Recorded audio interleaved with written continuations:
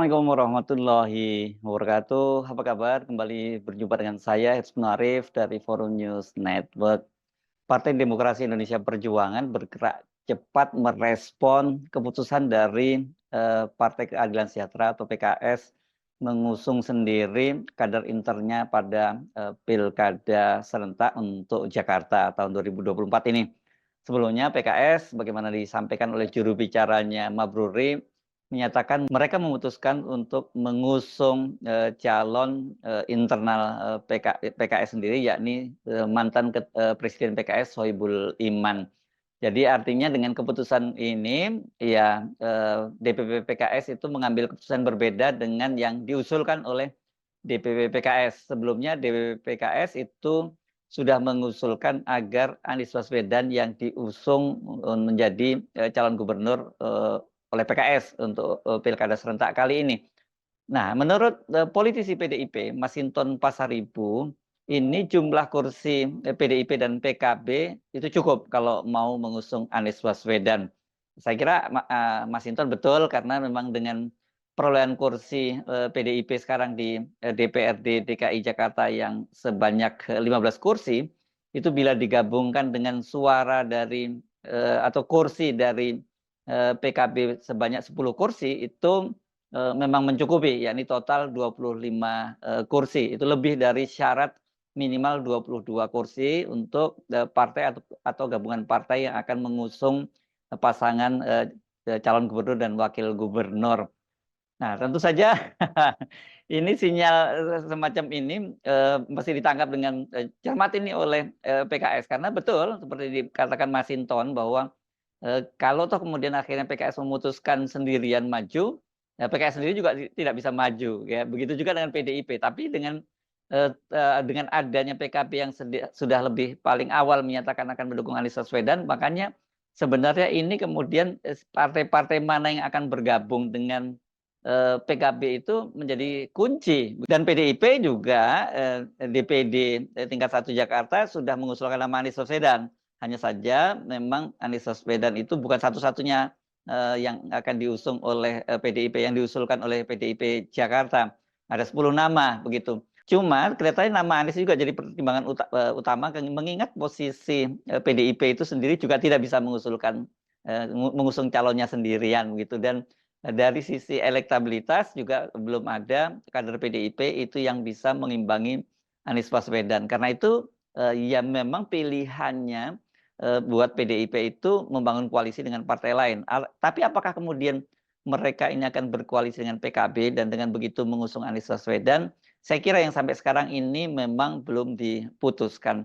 Sinyal-sinyal dari DPP, mulai dari Ketua DPP Puan Maharani, kemudian Ahmad Basyarah, bahkan juga Wakil Sekjen PDIP Utut Adianto memang mengarah pada Anies Baswedan. Tapi mereka juga menyatakan saat ini masih mereka timbang-timbang lagi apakah mereka itu akan mengusung sendiri kadernya menjadi calon gubernur atau calon wakil gubernur begitu ya. Prioritasnya kalau menjadi calon gubernur tentu saja mereka akan mencari partner ke partai lain yang tidak mengusung Anies Baswedan. Sementara kalau mereka mempertimbangkan kursi wakil gubernur saja ya koalisi dengan partai yang mengusung Anies Baswedan itu menjadi salah satu opsi. Tapi rasanya kalau kemudian PDIP itu sendiri juga memaksakan mereka mengusung calon gubernur sendiri, ini juga tidak mudah buat PDIP mencari mencari pasangan sendiri ya, mencari partner koalisi. Nah, bagaimana menyikapi pernyataan dari PDIP itu? Rupanya ada perkembangan terbaru juga dari PKS. Meskipun ini kita tidak bisa melihatnya sebagai sikap resmi ya, karena ini baru disampaikan oleh juru bicara PKS, Muhammad Iqbal, ini yang kemarin juga menjadi juru bicara selama Pilpres, menjadi juru bicara Anies Muhaimin. PKS itu sebenarnya tetap membuka peluang untuk tetap mengusung Anies. Katakanlah sekarang ini kata dia ada dua opsi kalau Anies mau tetap diusung oleh PKS. Yang pertama, Anies menjadi kader PKS, atau yang kedua Anies itu bersedia berpasangan dengan Sohibul Iman. Nah ini kalau yang kedua saya kira mungkin itu peluangnya terbuka. gitu. Tapi ini yang menyatakan Iqbal ya, bukan keputusan Dewan Syuro. Kalau kemarin kan Mabruri itu menyampaikan itu udah sikap resmi, dan kalau sikap resmi berarti itu adalah keputusan Dewan Syuro. Nah, bagaimana dengan PKB? PKB sendiri seperti dikatakan oleh Wakil Sekjennya Saiful Huda, mereka itu masih terbuka untuk bekerja sama memasangkan Anies Baswedan dengan kader dari PKS yang dalam hal ini tentu saja karena yang dicalonkan sekarang ini adalah Sohibul Iman. Tetapi PKB minta agar kalau mau bergabung mengusung sama-sama mengusung Anies berpasangan dengan Sohibul Iman, ya jangan ada syarat bahwa Anies mesti menjadi kader PKS. Tetap saja Anies menjadi tidak berpartai seperti sekarang. Dengan begitu kalau sekarang PKB yang mengusulkan pertama, dia bisa ada semacam klaim historis gitu karena dia yang pertama kali mengusulkan, sementara untuk kadernya ya itu bisa tetap dengan Sohibul Iman. Jadi situasi masih cair.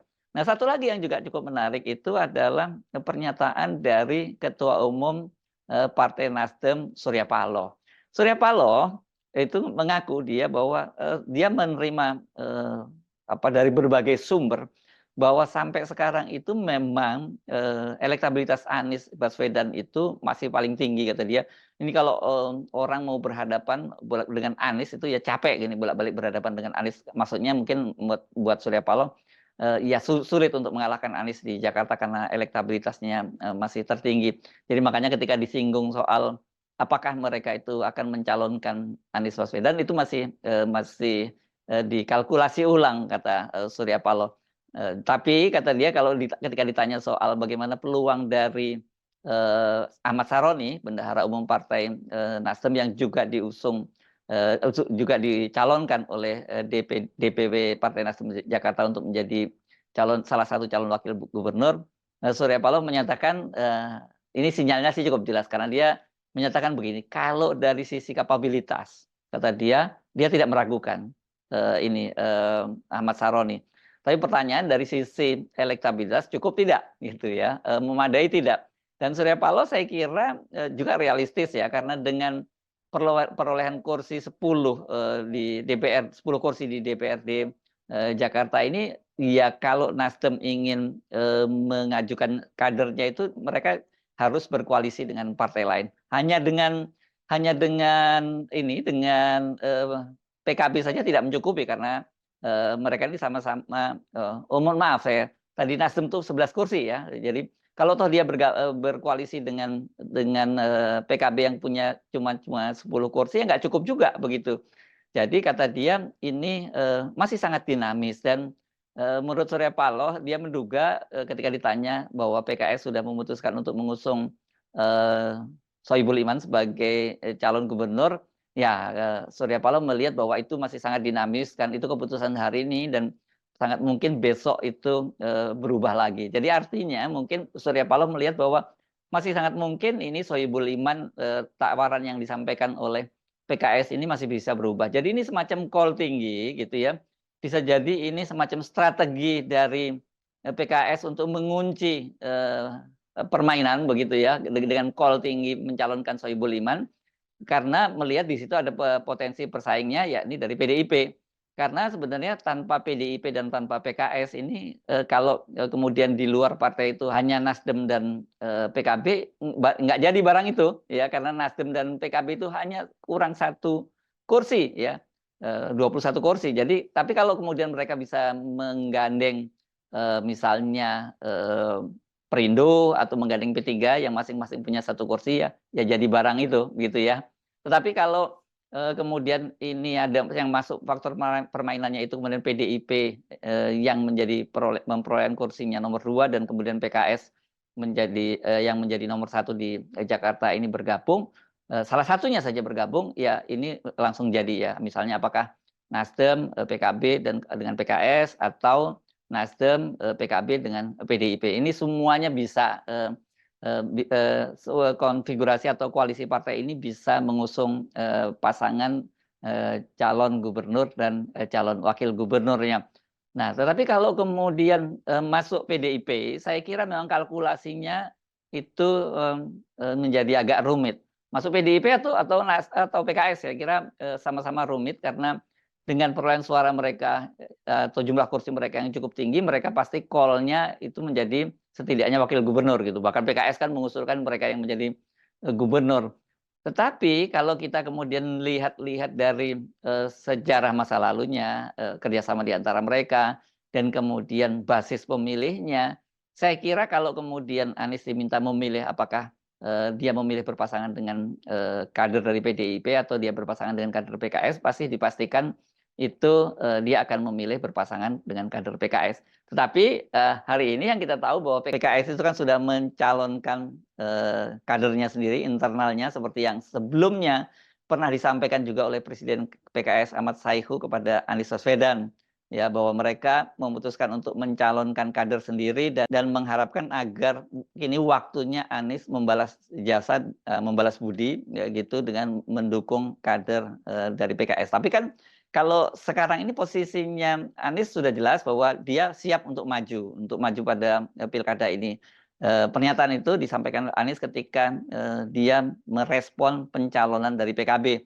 Pada waktu itu Anies sudah langsung datang ke DPW PKB dan mengucapkan dia siap menerima mandat dari PKB untuk maju menjadi gubernur DKI Jakarta. Jadi saya kira ini akan masih cair, ya. Kalau kemarin PKS sudah menyatakan akan mengusung kader internal dan ini membuat banyak sekali pendukung Anies yang juga sekaligus pendukung PKS itu marah-marah, saya kira situasinya masih cair karena kalau toh misalnya PKS ngotot untuk tetap mencalonkan Sohibul Iman menjadi gubernur dan kemudian ternyata tidak didukung oleh partai-partai lain, ya nggak jadi barang ini, ya. Maksudnya partai-partai lain ini yang berasal dari koalisi perubahan plus PDIP ini, sekarang kan PDIP menjadi partai oposisi begitu, ya.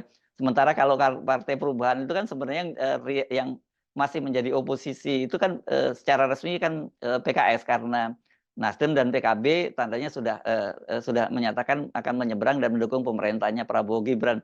Jadi kalau kemarin itu kan sebelum menyatakan secara resmi mereka mengusung Sohibul Iman, PKS, ini presiden PKS-nya ini Ahmad Saiku, dia menyatakan bahwa dia ditawari oleh koalisi 02 untuk menjadi wakil gubernur dari Ridwan Kamil.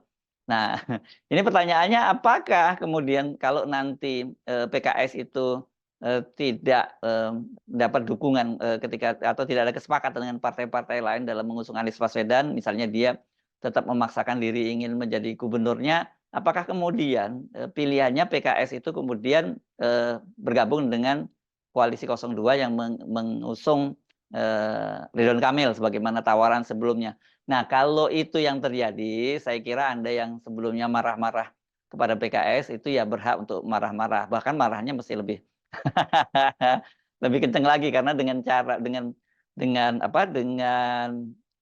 bergabung dengan Ridwan Kamil ini jelas berarti PKS itu head to head dengan Anies Baswedan begitu, ya.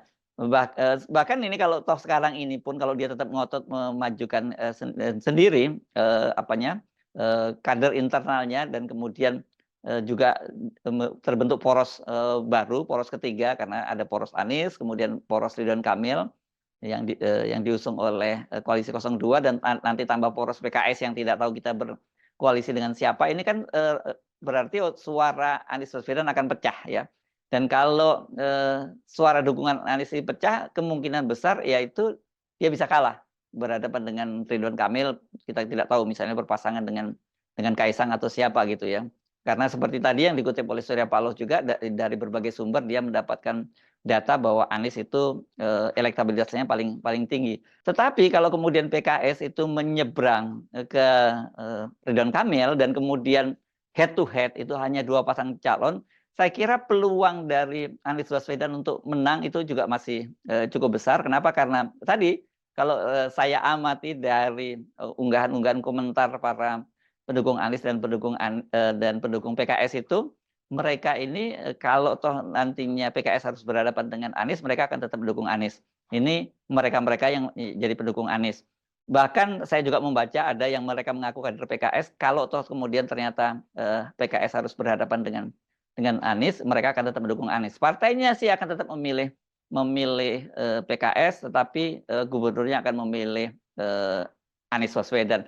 Saya kira hal-hal semacam ini yang mesti dihitung secara serius oleh PKS.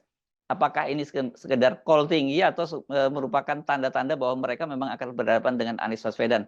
Karena ini dampaknya, saya kira dalam jangka pendek, bukan hanya pada suara di Pilkada Jakarta, tetapi itu juga berpengaruh pada daerah-daerah, maksud saya menyelenggarakan Pilkada tingkat 1 maupun tingkat 2, itu yang mengusung kader dari PKS, ya.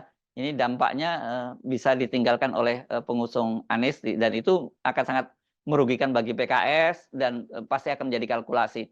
Sementara untuk jangka panjang, yakni pada pemilu legislatif yang akan datang, bahkan juga pada Pilpres, saya kira ini dampaknya juga akan serius terhadap perolehan suara dari PKS. Karena saya kira kalau PKS sekarang mengklaim keberhasilan mereka memperoleh suara tertinggi di pemilu legislatif Jakarta itu tidak semata-mata itu adalah hasil kerja keras dari pengurus dan kader dari PKS. Faktor kotel efek atau faktor ekor jas dari Anies itu dipastikan sangat besar, dan itu bukan hanya dampaknya itu bukan hanya kepada PKS saja, tetapi ke semua partai koalisi, ya, mulai dari PKS, Nasdem dan PKB itu semua memperoleh limpahan suara dari efek ekor jas dari Anies Baswedan. Jadi suara kursi mereka semua sekarang bertambah. Jadi saya kira betul seperti dikatakan oleh Pak Surya Paloh, ini situasinya masih sangat dinamis dan sangat mungkin ya PKS nanti akan berubah pilihan atau berubah tawaran seperti dikatakan oleh Iqbal bahwa ya kalau pilihannya apakah Anies menjadi kader PKS, dan itu dipastikan tidak mungkin, atau ya Anies berpasangan dengan Sohibul Iman sebagai kader PKS. Yang saya kira opsi yang kedua ini masih sangat mungkin, dan tadi PKB juga sudah menyatakan mereka bisa menerima kalau ada opsi-opsi semacam itu. Kalau itu yang dipilih, ya bisa dipastikan Anies selamat, artinya Anies akan dapat tiket karena dengan berpasangan antara PKS dengan Nasdem sudah cukup kursinya, dan kemudian PKS sendiri juga selamat gitu ya. Elektabilitasnya tidak terancam akibat kesalahan mereka dalam mengambil langkah politik pada Pilkada Jakarta kali ini. Saya Hersbun Arif dari Forum News Network. Sampai jumpa lagi. Wassalamualaikum warahmatullahi wabarakatuh.